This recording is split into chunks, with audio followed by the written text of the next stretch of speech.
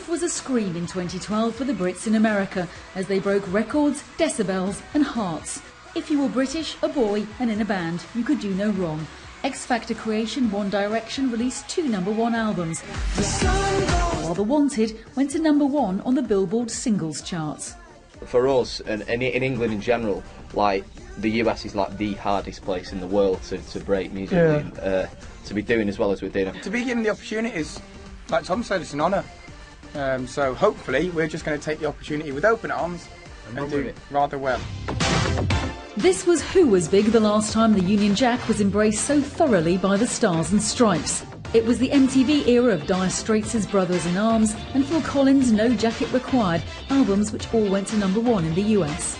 This year, 4 British acts made it to #1 in the USA. That's more than at any other time since 1985.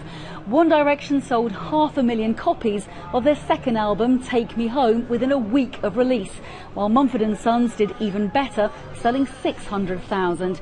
And then there's Adele. In 2012, 21 was still the best-selling album in the USA. 21 has now spent longer at #1 in the States than any other album since Prince's Purple Rain. But with other young artists like Ed Sheeran and Cher Lloyd also riding the new wave to success there, it begs the question, why the breakthrough now? It's a group of kids who look like they should be living next door but have exotic accents that come from a place that's a lot more interesting than where they live. But in the same way that bands like ourselves broke through cable, these bands are breaking through social networking. Let's go crazy, crazy. And in a global marketplace, these British acts are filling a pop vacuum left by the current American obsession with urban music, and it might not just be a passing phase.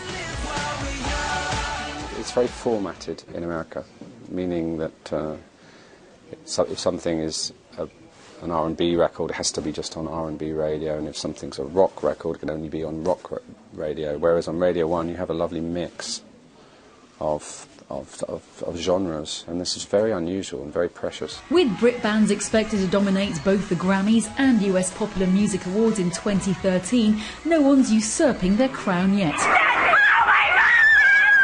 Just don't even imagine the level of hysterics should One Direction decide to call it quits next year. Emma Jones, BBC News.